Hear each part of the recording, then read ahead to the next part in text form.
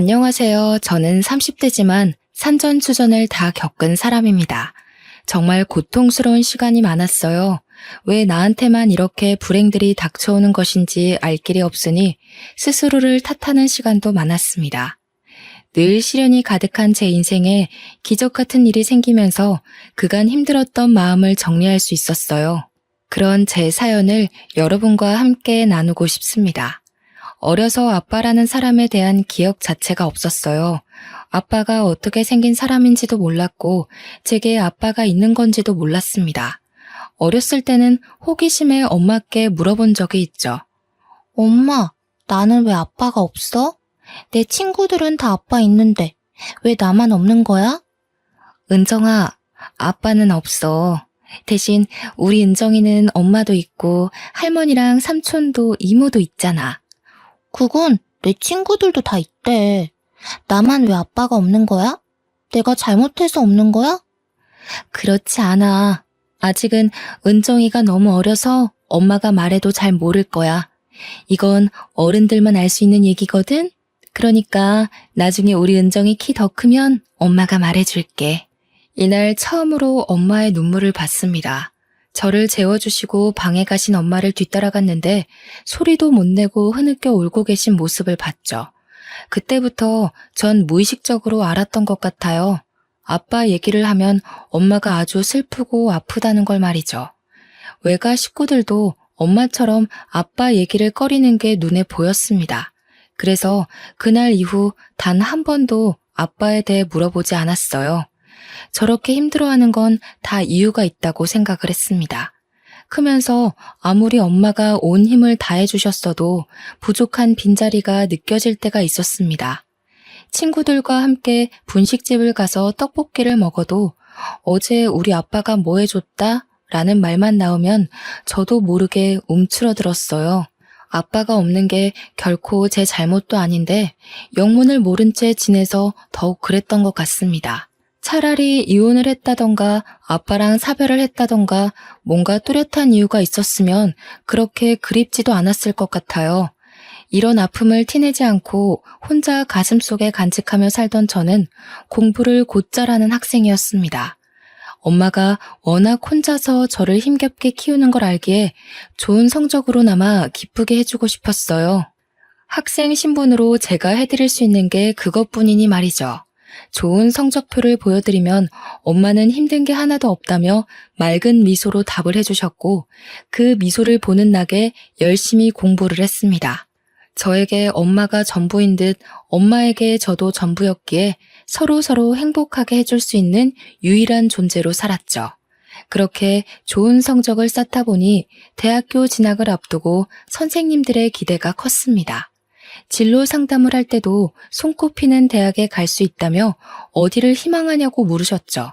그렇지만 저는 대학 진학을 하고 싶지 않았어요. 집 형편을 뻔히 아는데 제가 대학에 가면 돈도 많이 써야 할 테고 그게 부담스러웠습니다. 여태 저 키우면서 고생하신 엄마가 이제 그만 힘드셨으면 했어요. 제가 대학을 가고 취업 준비를 하는 그 몇 년간 또 엄마는 몸을 혹사하며 일하실 게 뻔했으니 말이죠.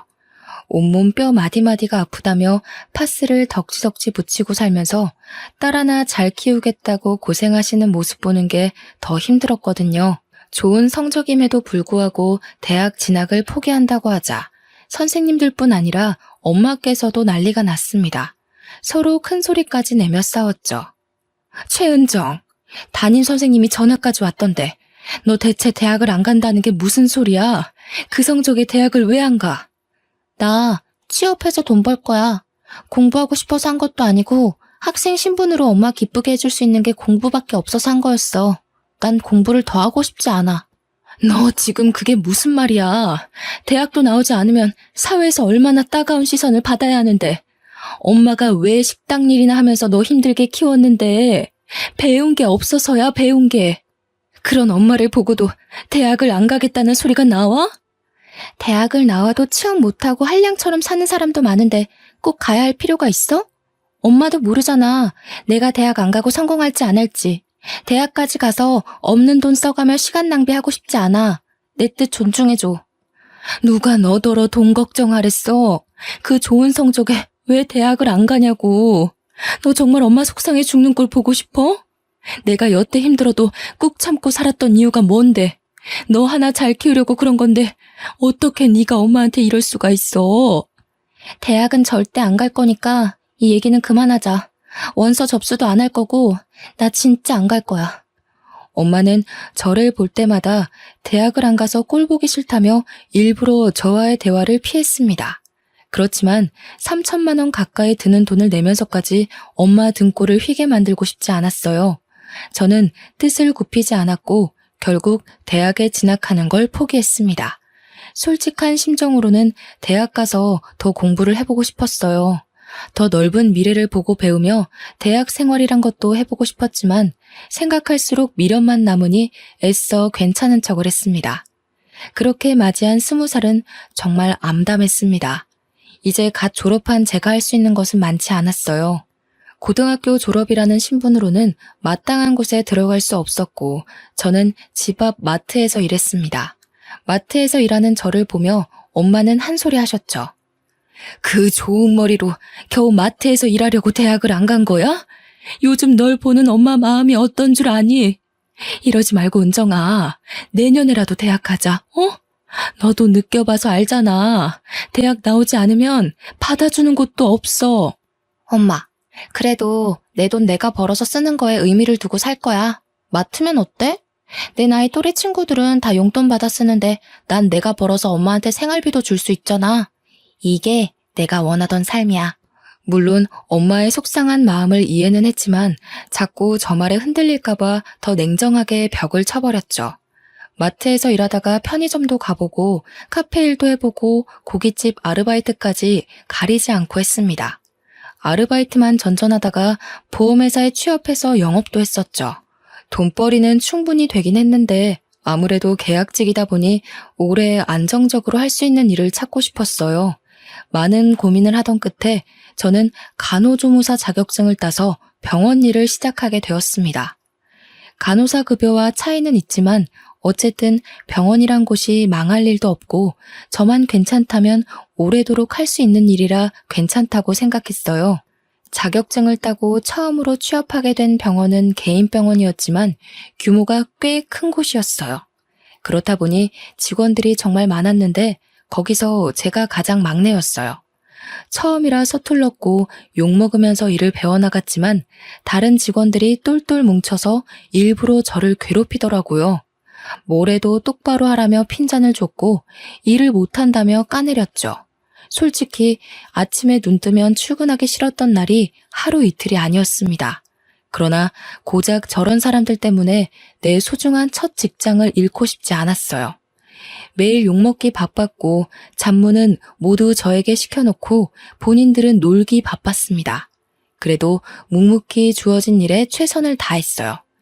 10명이 넘는 직원들이 본인들의 실수까지 저에게 덮어씌웠고 저는 막내였음에도 상부에게 이름을 떨칠 정도로 욕을 많이 먹었어요.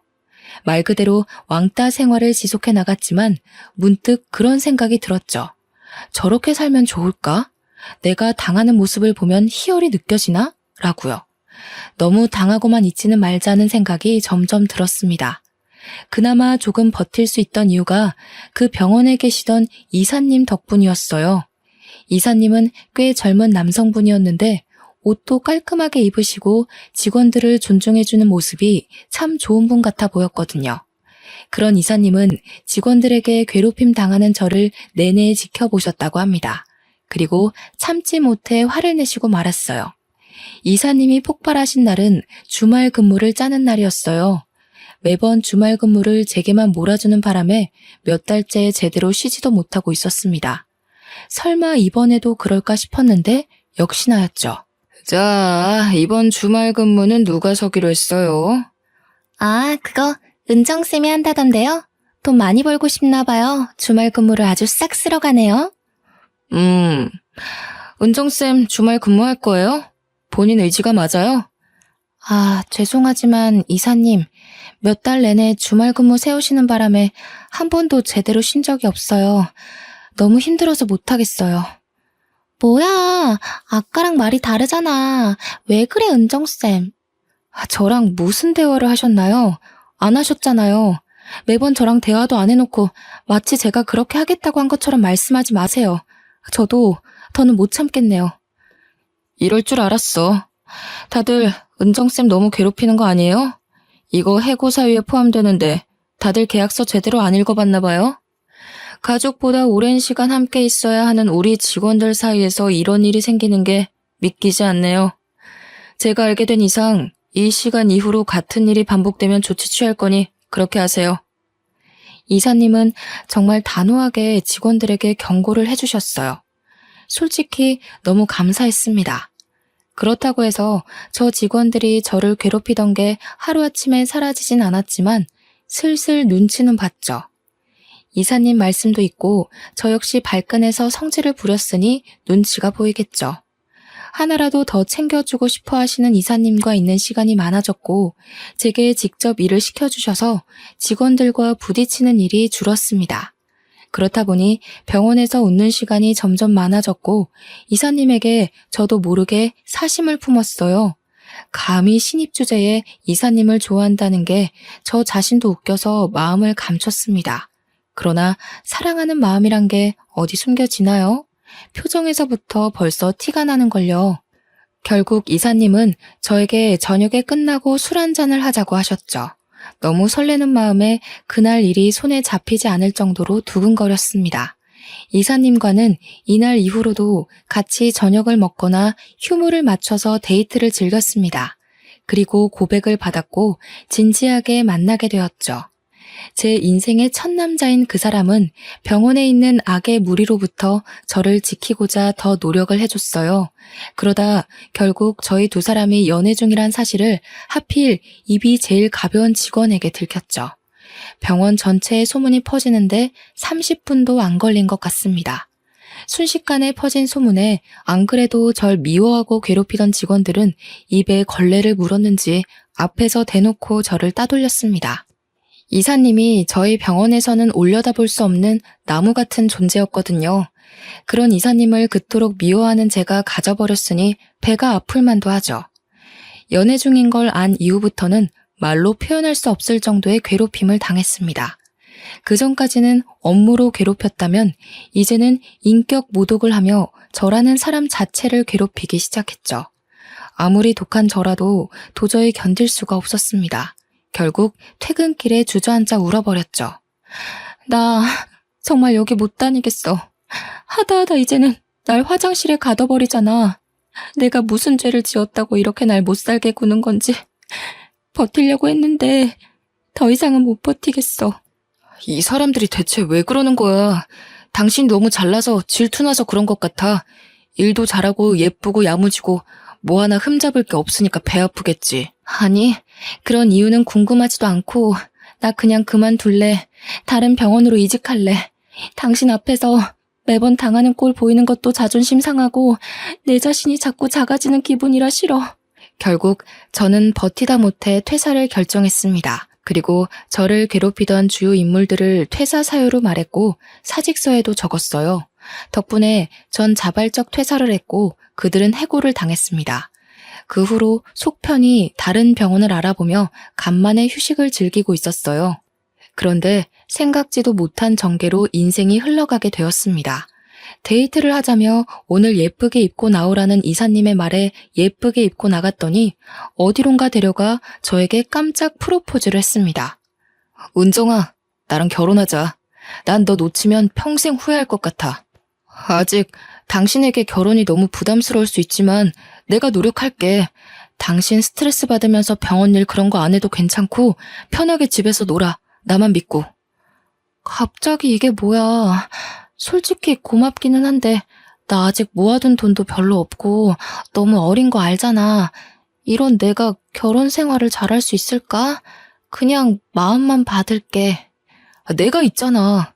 당신은 나만 믿고 와. 갑작스러운 이사님이자 남자친구인 그의 프로포즈가 당황스럽긴 했으나 내심 좋았습니다. 결혼해서 안정적으로 살고 싶었고 예비 남편과 함께라면 두려운 게 없었죠. 제가 모아둔 돈이 넉넉한 것도 아니었고 엄마한테 손 벌리고 싶지도 않아서 대부분 남편이 비용을 대줬어요. 형편껏 살면서 더 늘려가자고 서로 다짐을 했고 저희 두 사람은 24평형 아파트 전세에서 시작했습니다. 둘이 살기에도 넉넉했고 아이가 태어난다고 해도 문제없는 집이었어요. 새 출발을 한 후 저는 남편이 말한 것처럼 백수가 되어 살림을 했습니다. 그러나 몸도 건강했고 젊은 제가 아이도 없는데 살림만 하는 건 너무 무책임하다고 생각했어요. 나중에 아이가 태어났을 때를 대비해서 뭔가 할 수 있는 일을 찾았습니다. 그러다 집에서도 쉽게 할 수 있는 편집을 배우게 되었어요. 나라에서 도움받으면 무료로 배울 수 있는 것이 있어서 국비 지원받아서 영상 편집 공부를 했습니다. 처음 해보는 건데 꽤 흥미를 느껴 프리랜서로 새로운 시작을 하게 되었어요. 이런 저를 보며 남편은 늘 칭찬을 아낌없이 해줬습니다. 우리 와이프가 최고야. 그냥 집에서 쉬라니까 이런 걸 공부해서 돈벌이까지 하고. 진짜 내가 여자 하나는 제대로 만났어. 아직 애도 없는데 그냥 놀기에는 조금 그렇잖아. 몇 푼이라도 벌어야지. 늘 고맙고 대단해. 당신은 정말 최고의 여자야. 남편은 제게 늘 대단하고 최고의 여자라는 말을 많이 해줬어요.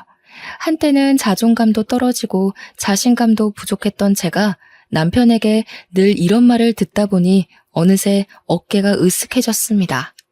편집 일을 시작하면서 제 하루는 달라졌어요. 기존에는 살림하고 청소하고 남편이 퇴근하길 하염없이 기다렸다면 이제는 오전에 집안일을 모두 끝내두고 일을 했습니다. 제가 일을 많이 할수록 돈은 더 벌리는 구조라서 새벽에도 안 자고 일을 할 때가 많았어요. 물론 피곤하긴 했으나 노는 것보다 돈 버는 게 더 좋았습니다. 남편과의 결혼 생활은 안정적이고 순탄하게 흘러갔고 그런 저희 부부를 보며 친정엄마는 기뻐하셨어요. 너무 일찍 시집가는 딸이 걱정되셨을 법한데 잘 사는 모습을 보여드릴 수 있어서 저도 좋았습니다. 그러던 중 시댁에 문제가 생겼습니다. 시모가 동네 친구가 추천하는 종목에 잘못 투자를 했다가 사기를 당하고 말았습니다. 말 그대로 하루아침에 몽땅 재산을 잃게 되었죠. 재산이라고 할 정도로 여유로운 건 아니었으나 자가집이 경매로 넘어가는 상황에 이르렀어요. 이어 개인 회생까지 해야 했습니다. 그제서야 시모는 저희 부부를 찾아와서 말했어요. 내가 미안하지만 지금 상황이 너무 안 좋아. 동훈이 너희 아빠는 엄마가 사고 한 번 쳤다고 바로 이혼하자고 하고 연락도 안 받고 엄마가 지금 갈 곳이 없어. 그 집도 이제 곧 경매로 넘어가서 빼줘야 하는데 어쩌면 좋니? 그러게 왜 무작정 투자 같은 걸 하셨어요. 세상에 믿을 사람이 어딨다고. 제가 늘 말씀드렸죠. 사람 믿지 말라고. 막말로 그렇게 투자해서 일확천금을 얻을 기회가 있으면 생판 남인 엄마한테 하라고 하겠어요? 본인 가족들이랑 하겠지. 이미 지난 일인데 이제 와서 그렇게 말한다고 뭐가 달라지겠어. 난 어쩌면 좋지? 저도 모르죠. 엄마가 일은 다 버려놓고 저한테 뭐 어떡하라고요. 내가 갈 곳이 있어야 돈을 벌든 할 텐데 당분간이라도 여기서 신세 좀 져야겠어. 오갈 곳이 없어지자 저희 집에서 함께 살자고 제안을 하는데 솔직히 불편할 것 같아서 싫었습니다. 제가 집에서 내내 일하기도 했고 시모랑 합가하는 건 원치 않았어요. 그러나 상황이 저러니 어쩔 수 없이 합가를 하게 되었습니다. 시모는 분명 저희 집에서 살며 일을 하겠다고 말씀을 하셨지만 여전히 백수 생활을 하며 팔자 편하게 지내셨어요. 몇십 년을 함께한 시부에게 이혼당하고 집도 날려먹었는데 혼자만 천하태평이었죠. 그런 시모를 보는데 대단하다 싶었습니다. 아마 저희 친정엄마라면 밤낮 가리지 않고 어떻게든 일해서 먹고 살려고 노력하셨을 텐데 라는 생각도 들었어요.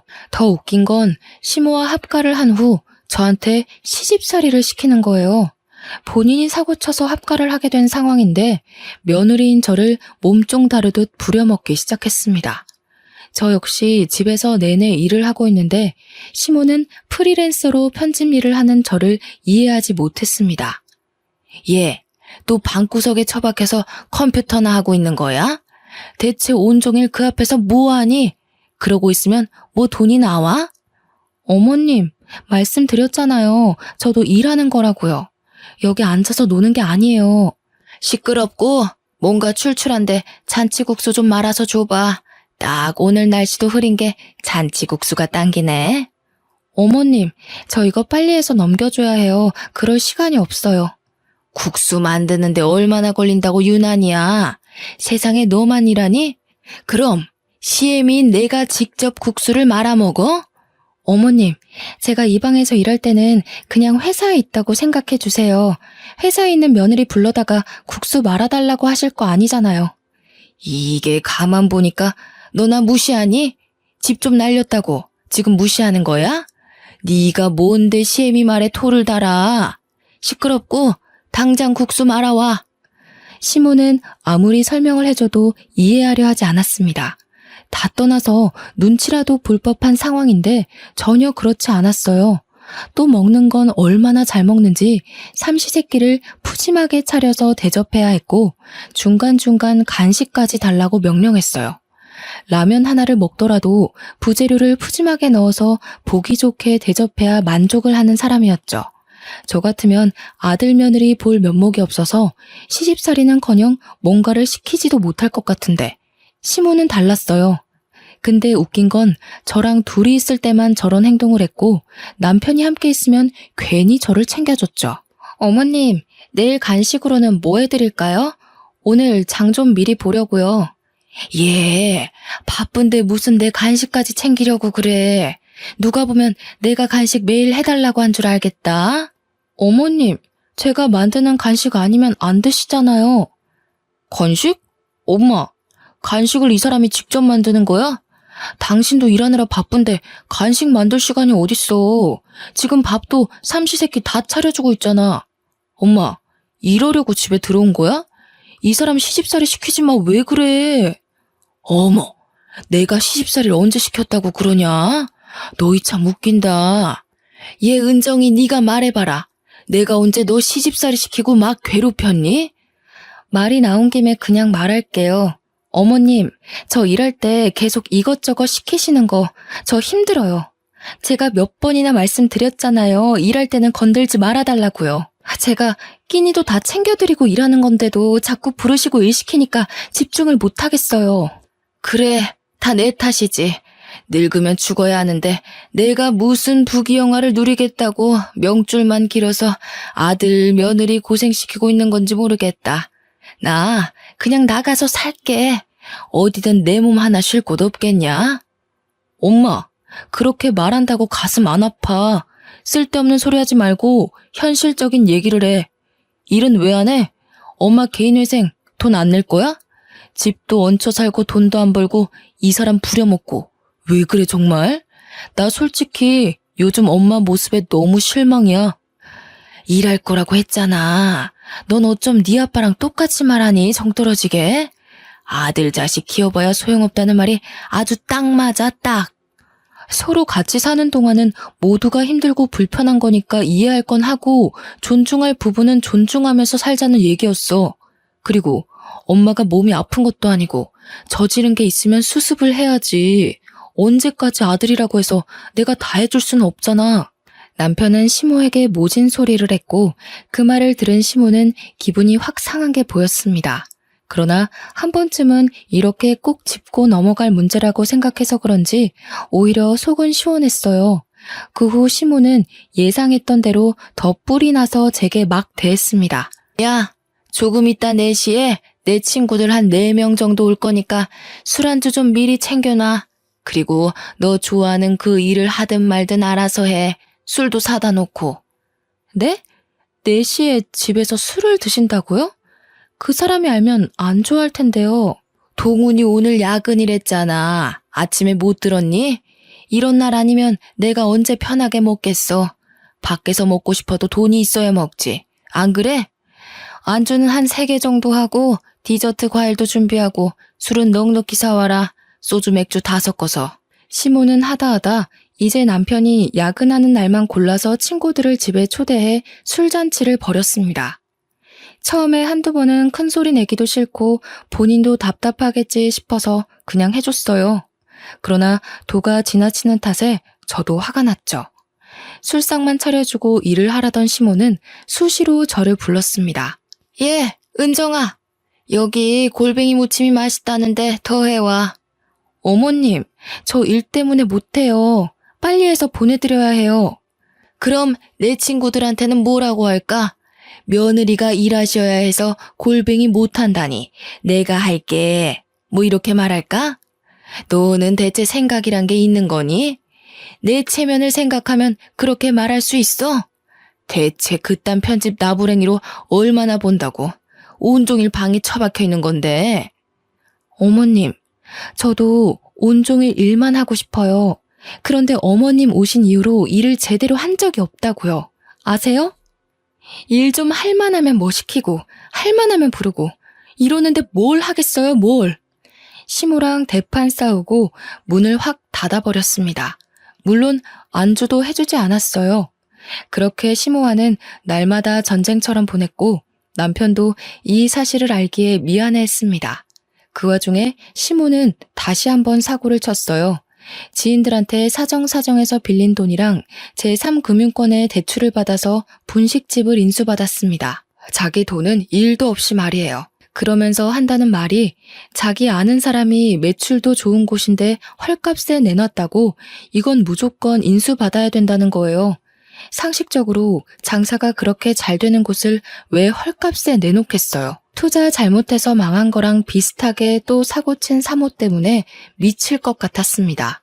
개인 회생 중이라 대출도 쉽지 않으니 그 위험한 3금융에 손을 댔고 남편은 이 사건을 계기로 시모와 미친 듯이 싸웠고 저는 시모 뒤치다꺼리를 해야 했습니다.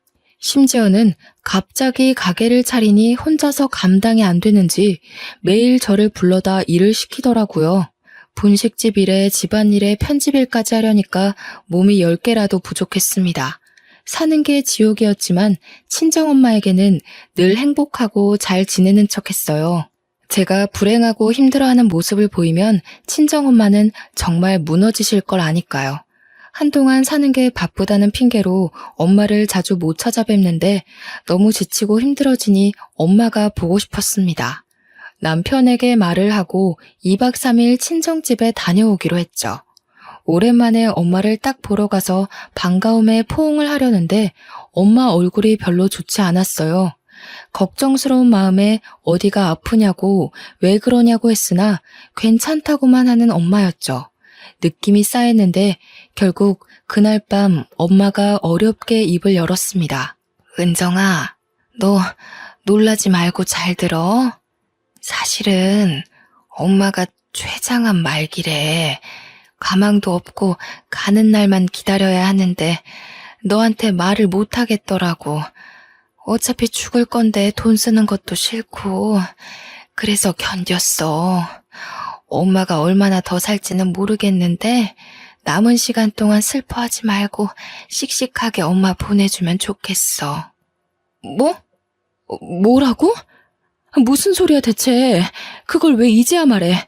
엄마, 나 어떻게 살라고. 당장 병원 가자. 췌장암 말기라는 엄마의 말에 뭐든 해보고 싶었습니다. 저렇게 엄마를 보낼 수 없었어요. 그러나 병원에선 이미 다른 장기의 전이가 심각해 수술해도 가망이 없다고 말했습니다. 모든 치료를 포기하고 엄마랑 딱 2주 정도 시간을 함께 했습니다.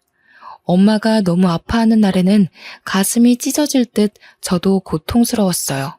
감히 고통이 어느 정도인지 상상이 안 가는데 그 와중에도 딸인 제가 놀랄까봐 마음껏 아파하지도 못하시는 모습이 더 아팠습니다. 처음에는 받아들이기 힘겨웠지만 모든 사실을 알고 인정하고 나니 오히려 엄마에게 씩씩한 모습만 보여드려야지 싶었어요. 눈물이 나도 참았고 애써 웃음 지으며 그렇게 2주를 함께하고 엄마는 가셨습니다. 제 유일한 가족인 엄마가 떠나고 난 후 감정은 이 세상 그 어떤 말과 단어들로 감히 설명할 수 없는 감정이었어요. 그렇지만 가슴 속에 고이 묻고 저는 더 이를 악물고 살아야겠다고 다짐했습니다. 그런데 슬픔에 잠긴 장례식장에서 시모는 비정상적인 행동을 했죠. 육개장에 밥을 듬뿍 말더니 우걱우걱 잘도 처먹더라고요. 아우, 맛있네. 이 집 잘한다. 그렇지? 역시 육개장은 장례식장이 제일 맛있어. 저 깐깐한 게 업체는 잘 선택했나 보네. 아주 꿀맛이다. 그렇지, 아들? 엄마 쉿. 조용히 해. 다 듣잖아. 다른 친척들도 다 모여있는 그곳에서 저렇게 말하는 시모의 태도에 전 눈이 돌았습니다. 목구멍에 그게 넘어가세요? 그렇게 맛있으세요? 그럼 저기 한솥 있으니까 다 쳐드시고 가세요. 당신은 진짜 사람이 아니야, 사람이. 예, 너희 엄마 가시는 길 곱게 잘 보내드려야지. 어디 엄마 장례식에서 소란이야? 교양 없게. 시모와 미친 듯이 싸우다 문득 엄마의 영정사진을 보는데 힘이 다 풀렸습니다. 그렇게 행복한 줄 알았던 딸의 실체를 마지막 가는 길에 보여드린 것 같아서 죄송했어요. 더 못난 모습을 보이기는 싫어서 제가 참았습니다. 겨우 꾹 참고 있는 제게 시모는 배불리 육개장을 2그릇이나 먹고서는 오더라고요. 꼴도 보기 싫어서 아는 척도 안 했습니다. 예, 조의금은 얼마나 들어왔냐? 그건 또 왜요? 제발 그냥 가세요. 아니, 사람이 꽤 온 것 같은데 그럼 조의금도 넉넉할 거 아니야. 그 돈 좀 빌려줘. 대체 정말 당신이 사람이세요? 지금 저희 엄마 장례식 중인데 조의금을 빌려달라는 말이 나오세요? 아우, 야, 사람이 태어났으면 다 죽는 거지. 죽는 게 뭐 대수라고 유난이야. 조의금은 돈 아니냐? 돈 빌려달라는 게 잘못이야? 끝까지 미친 짓을 하는 시모의 머리채를 당장이라도 쥐어 뜯어버리고 싶었는데 정말 꾹 참았습니다. 아마 엄마 장례식이 아니었다면 난리가 났을 거예요. 그렇게 겨우 엄마를 보내드렸고 이후 전 시모에게 정이 완전히 떨어진 상황이었습니다. 쳐다도 보기 싫었고 방에 딱 문 잠그고 들어가서 나가지 않은 채 엄마를 회상했어요. 그러다 문득 뭔가가 떠올랐죠. 엄마가 떠나기 전에 제게 남겨주신 게 하나 있었습니다. 그건 사진 한 장과 목걸이 반지 세트가 담긴 상자였어요. 엄마는 제게 그것들을 꼭 쥐어주며 마지막 유언을 남기셨습니다. 은정아, 우리 딸 엄마 간다고 너무 슬퍼 말고 씩씩하게 알지? 그리고 이거 들고 최길수란 남자를 찾아. 꼭 찾아. 엄마, 가긴 또 어딜 가려고 그래. 어제도 간다 하고 엊그제도 간다더니 안 갔잖아. 그렇게 빨리 가고 싶어? 딸은 가슴 아파 죽겠으니 그런 말 좀 하지 마. 그리고 최길수는 누구야? 이것들은 다 뭔데? 꼭 이거 들고 그 사람 찾아갔어. 네가 최은정이라고 말해. 알겠지? 끝까지 엄마께서는 신신당부를 하셨어요. 그렇게 엄마를 떠나보내고 남편이 저를 위로해줬습니다. 그런 남편을 봐서라도 다시 우뚝 일어서려고 다짐했어요. 적어도 그 장면을 목격하기 전까지는 말이에요.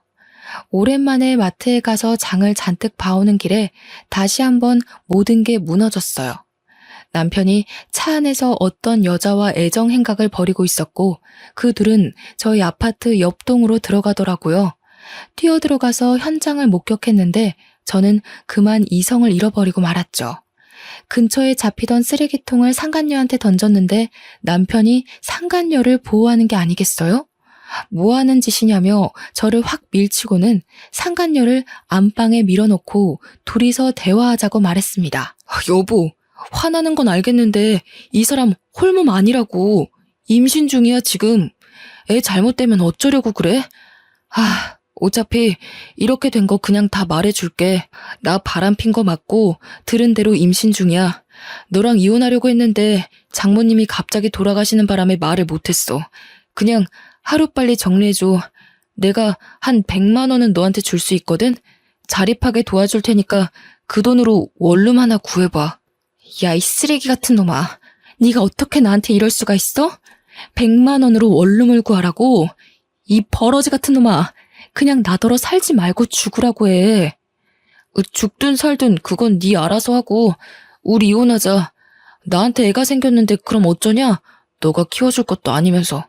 내 옆에 붙어 있어봤자 너만 힘들어져. 정말 너무 믿었던 남편의 배신에 말이 나오지 않았어요.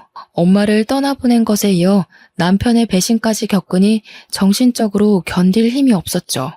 이 와중에 가만두지 않겠다고 이를 바득바득 갈며 말했으나 주변에 잘나가는 변호사 지인들이 많은 남편은 콧방귀를 끼며 누가 이기나 해보자며 쉽게 가자고 했습니다. 그런데 억울하지만 정말 저는 돈도 힘도 없었어요. 소송할 돈이 있으면 생계비로 써야 하는 상황이었죠. 결국 허무하게 이혼까지 당하고 원룸 하나 겨우 얻어서 살았습니다. 인생에서 가장 힘든 시기가 언제냐고 물으면 바로 이때였어요. 하나뿐인 엄마를 잃고 너무 든든했던 남편에게 하루아침에 배신당한 후 이혼까지 당한 이 기분이 어땠을지 감이 잡히시나요? 그냥 딱 혀 깨물고 죽고 싶은 심정이었습니다. 솔직히 술로 버틴 날도 많고 폐인처럼 살기도 했지만 돌아가신 엄마를 생각해서라도 정신 차리고 집 근처 병원 여러 군데 지원서를 냈습니다. 경력이 있던 탓에 꽤 규모가 큰 종합병원에 합격이 되어 일하게 되었습니다. 먹고 살기 위해서 하루하루 일을 하는데 문득 엄마가 남겨주신 그 상자와 최길수가 누구인지 자꾸만 궁금해졌습니다. 인터넷에 검색해도 나오지 않는 이 사람은 누굴까 싶었어요. 저는 늘 가방에 지니고 다니면서 엄마 생각이 날 때마다 반지 상자를 꺼내보곤 했는데요.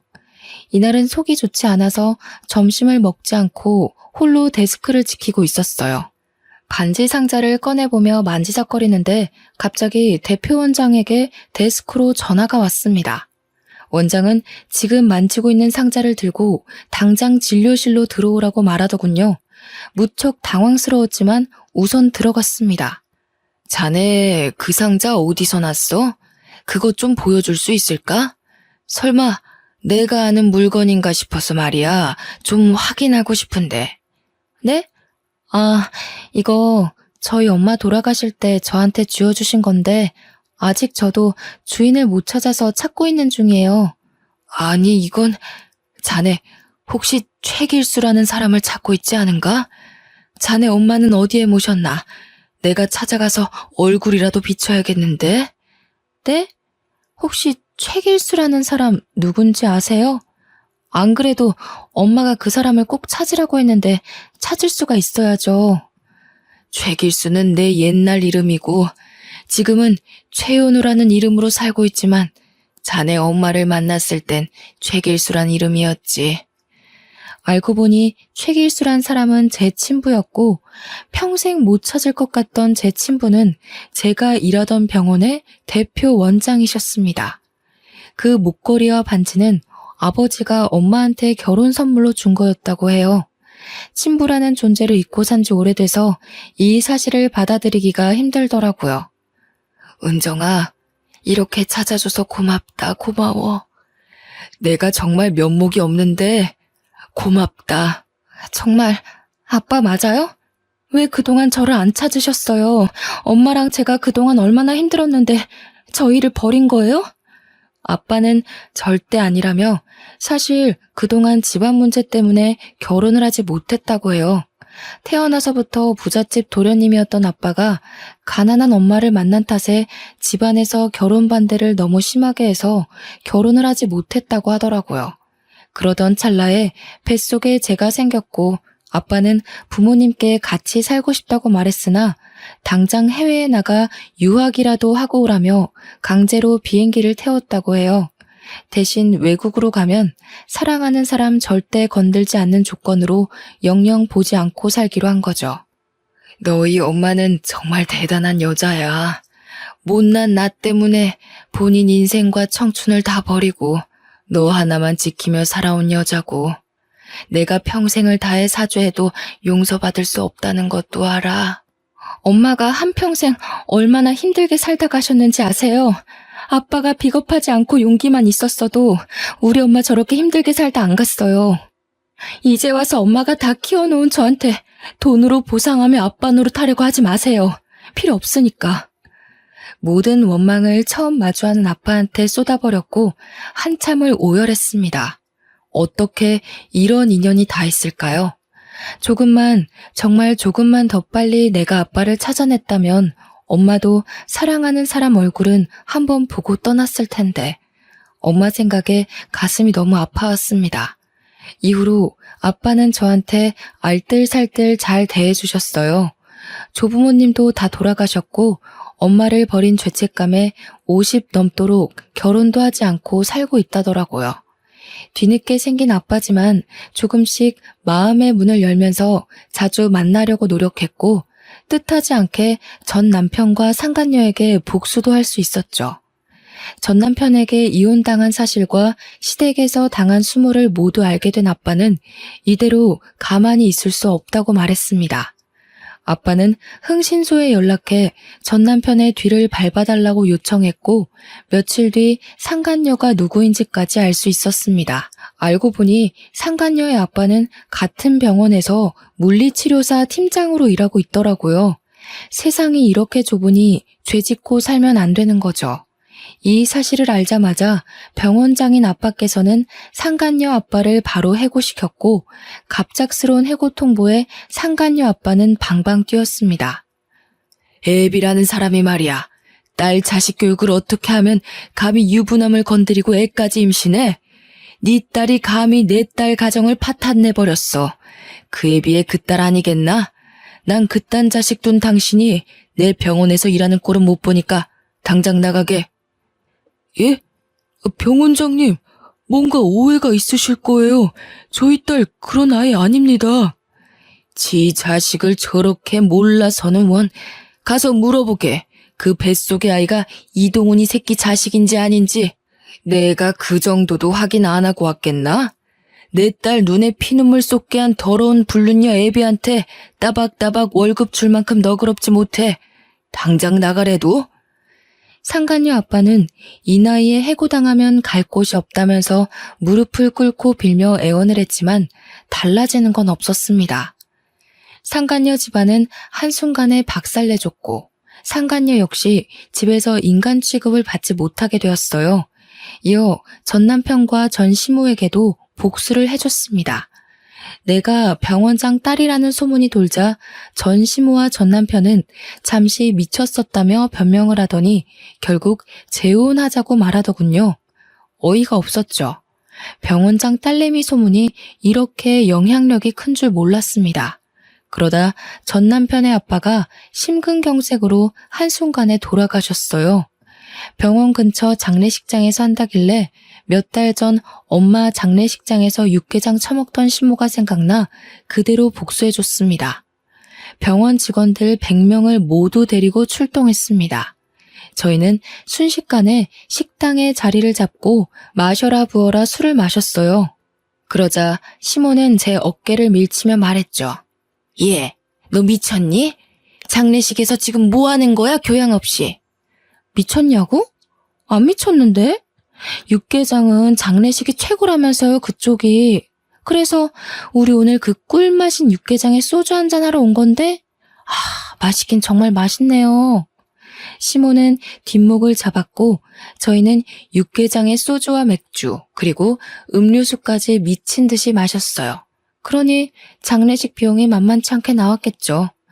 거의 병원 회식하는 수준 정도로 술을 많이 마셨고 참다 못한 시모는 큰 소리로 말했습니다. 야 이것들아! 당장 못 나가? 여기가 무슨 너희 회식 장소인 줄 알아? 진짜 술맛 떨어지게 더럽게 짹짹거리네. 저기요, 여기 장례식장이에요. 조용히 좀 하세요.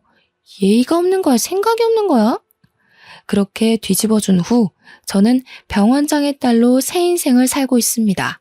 모든 사람의 부러움의 대상이 되었고 다행인 건 저와 스스럼 없이 지내주는 직원들이 많아서 든든해요.